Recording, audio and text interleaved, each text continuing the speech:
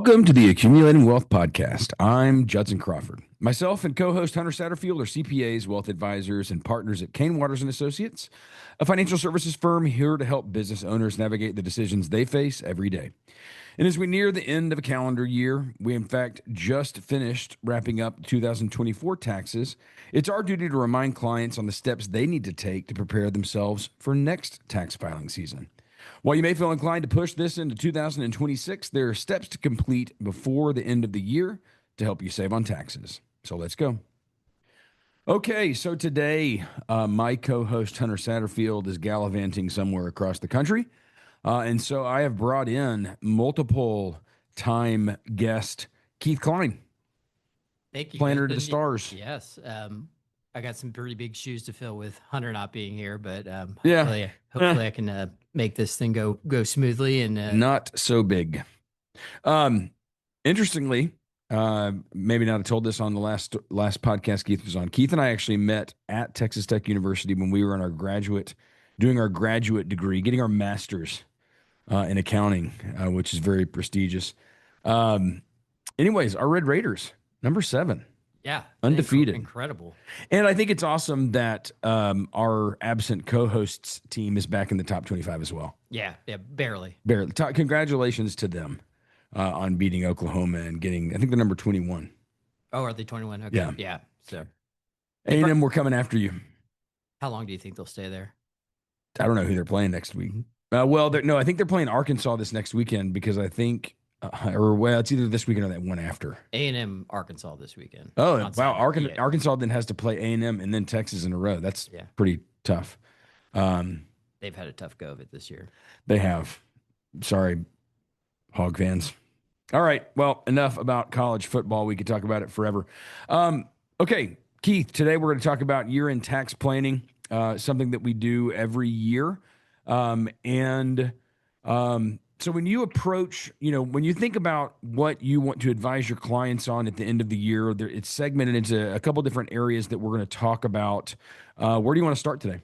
I think we just need to start with the normal housekeeping items that are probably around every year for most clients, the kind of what you need to do before the year closes out. And then the article this year also goes into some changes that are still coming down the line with Secure Act 2.0 that are still being implemented. And then, of course, the OBBB, one big, beautiful bill. Yep.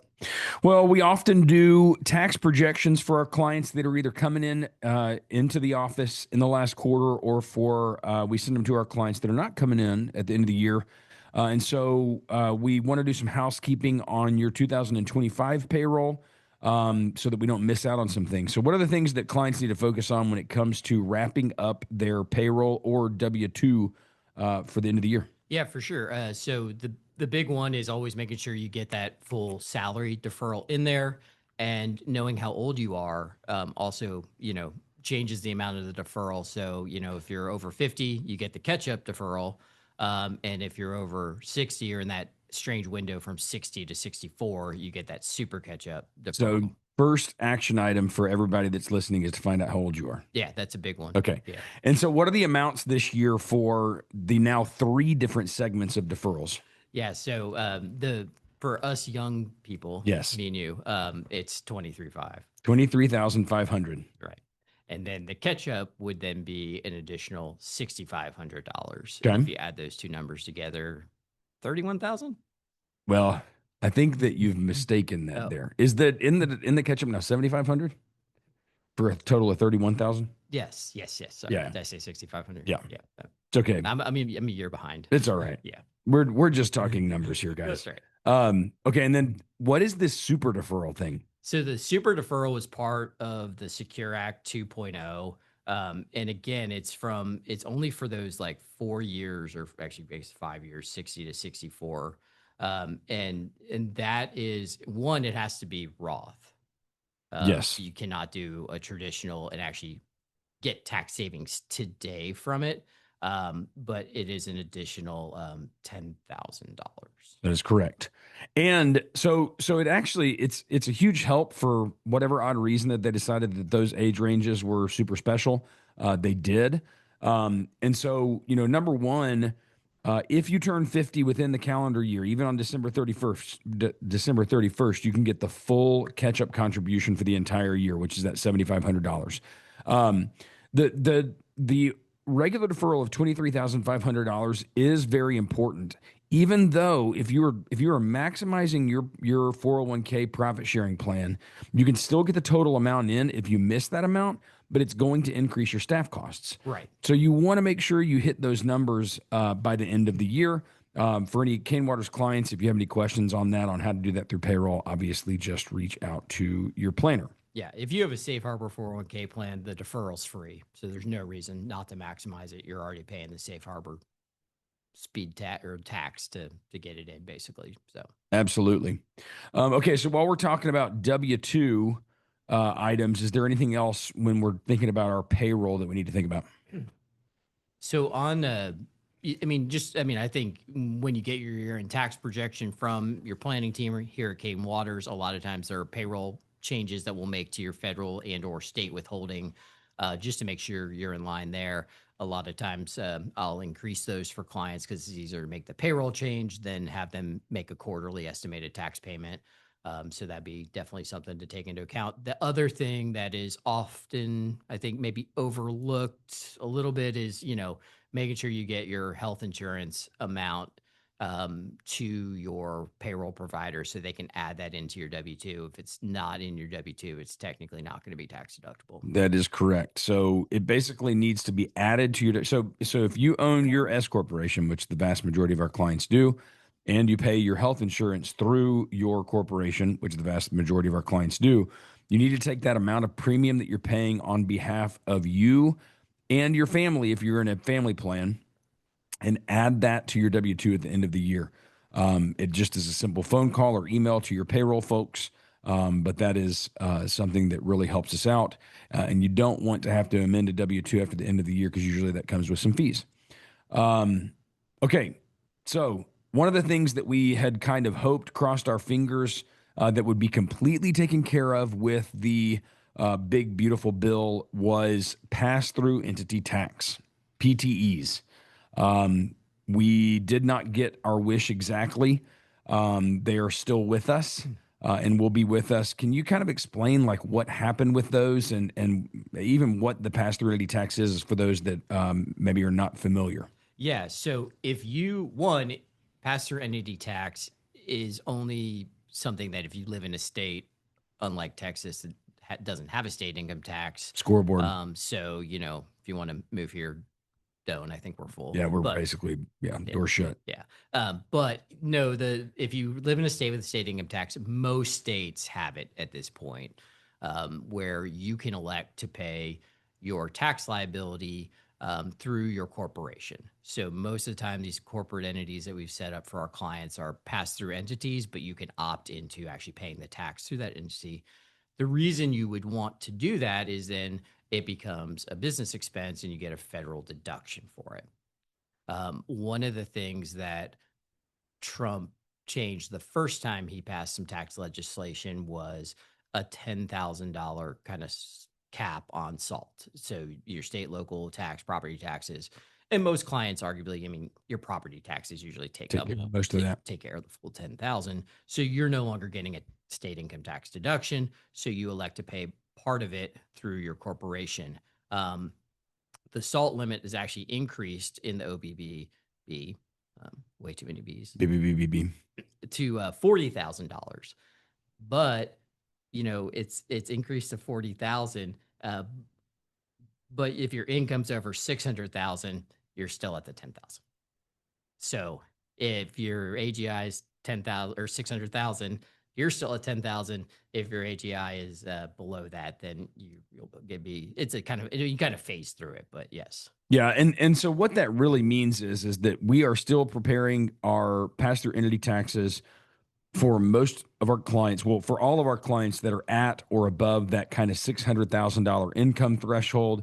If your gross income is falling beneath that $600,000 gross income threshold, then you're probably not meeting much more than that $40,000 anyways, unless you're in a state like Texas that has really high property taxes, and we can't do anything for you there because Right. there's no PTE. So just something, it kind of gets confusing, something that, if your taxable income is well above that 600, you're going to keep paying PTE. If you're somewhere around that, you're probably going to want to talk to your tax advisor about how you're going to handle PTE payments. But if you are making PTE payments, when do those need to be made to be deductible for 25? By December 31st. By December 31st. So many topics of this podcast are around December 31st. So you've got a couple months left, folks. Okay. Where do you want to go from here, Keith? One other thing while we were kind of talking about some things that you need to do before year end, and this isn't one of those things, but always like to remind clients that if you have a significant amount of additional savings power and things like that, looking into setting up maybe a cash balance plan or something like that could be a really good idea to maximize some tax savings. And you actually have quite a lot of time to set that up because you don't even have to set that up in the calendar year anymore. That's right. That's right. But from a tax saving standpoint, and even though you don't have to have that cash balance plan document signed in the plan year, it does take some time for planning, right? Because if you're going to run a cash balance plan, it's very likely that you're already running a 401k plan. And to get some proposals and running those together, which you absolutely need to do before you set up a cash balance plan, it takes some time, right? It does. And I would definitely have a proposal run 100% now, so does it work, does it not work? Yep. And at what level? Because there's a lot of different levels you can fund at. And the one other thing too with it is it's not just if you have you need some tax savings for this year. This plan is not required, but they want you to keep it in place for 10 years. So this would be a decade-long commitment to really setting it up. So it's not something just to run out there and do right away. Talk to your advisor and see if it's right for you in your office. Yeah, that's a rule we call permanency. And basically, unless you have a significant change to the structure of your business, like a sale, you need to keep that plan in place for a long time. There's some huge tax benefits to a plan like that. And so the IRS doesn't want to see people jumping into those for 1 or 2 years and getting those huge benefits and shutting them down, because the design of the plan is one for long-term savings. Yep. Okay, good point there. And before we wrap totally up on retirement savings, again, even though you have until April 15th to do this, if you have excess cash sitting around, it's a great time to go ahead and fund your 2025 IRAs. For most of our clients, that is going to be an IRA contribution that we convert to a Roth. And maybe even something that you do and hit that 2025, and then first thing in January, hit your 2026. Yeah, doing the backdoor Roth, Yep. You got to fund the traditional and then convert. You don't have to do in the same calendar year, but it's a lot cleaner from a tax standpoint to just go ahead and do it in the calendar year. So definitely a great reminder to do that. And also, again, know how old you are. Know how old you are. Because if you're over 50, you get to do a little bit more. Yeah. And, the other thing on that is, and because I've actually caught this with a client recently that doesn't do their taxes at Kane Waters, is if you are doing a Roth conversion or even just any after tax, well, let me just take that back. Any IRA contribution, if you are starting that or have even been doing that for a while, make sure you get those tax forms on your IRA contributions to your CPA, because there are filings that go along with that. And sometimes those filings are missed if you're not supplying those to your CPA. So just a word to the wise there. Yeah. Okay, what about deductions? Let's talk about deductions, the fun stuff for our clients here, right? Because as we're approaching year end, clients are always interested in, how am I going to lower my tax liability? So let's start with equipment.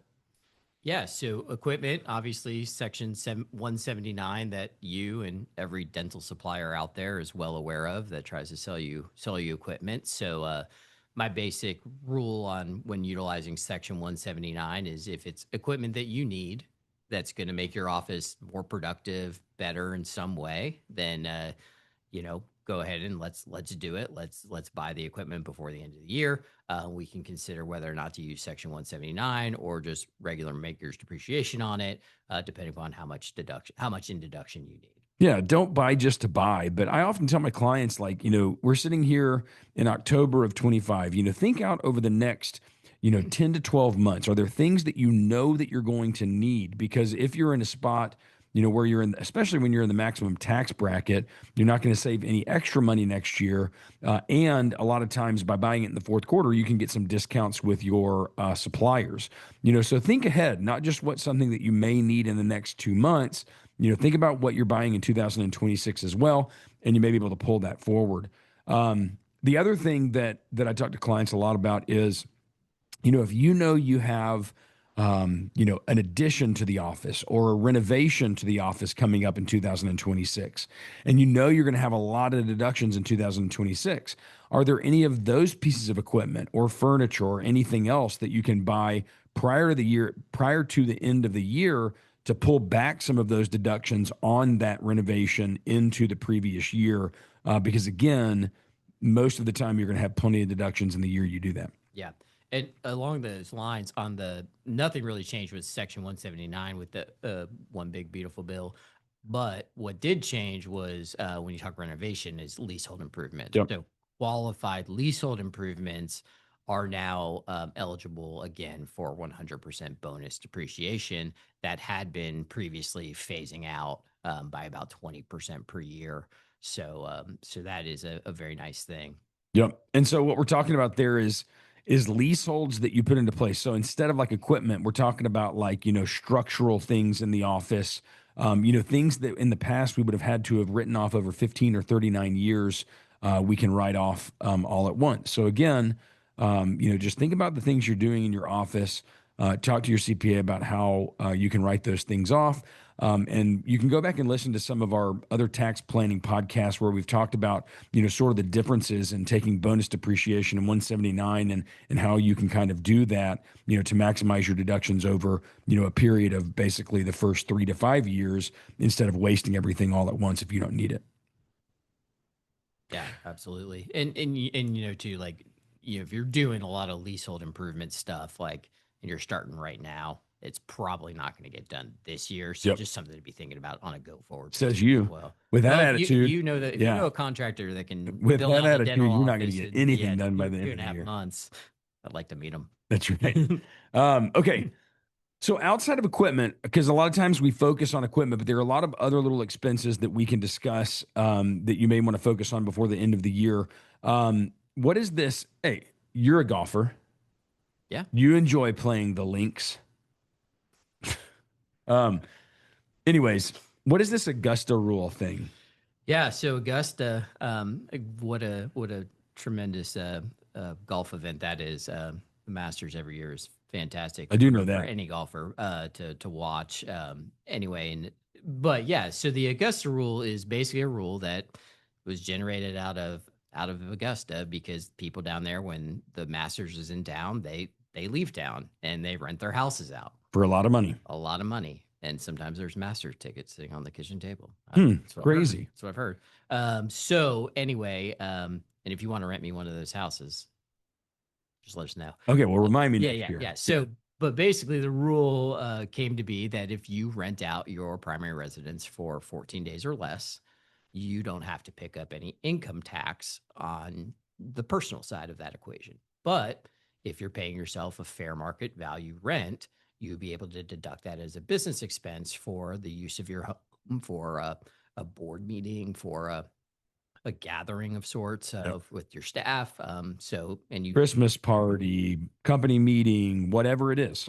Yeah. Yep. Now you can't go bonkers with it and pay yourself $30,000 per meeting or anything like that. Unless that's fair market value. Unless your house is at Augusta during the Masters and you're using it for a staff party during that time. Yeah. So you just need to pay yourself, talk to your advisor, fair market value rent, and you can do it up to 14 days. Generally my clients, I encourage them to have a monthly meeting at their house and pay about 12 days of the year. Yep. Agree. And so that's an expense that you get to deduct on your business as rent. But because of the Augusta rule, it is not income on your personal tax return.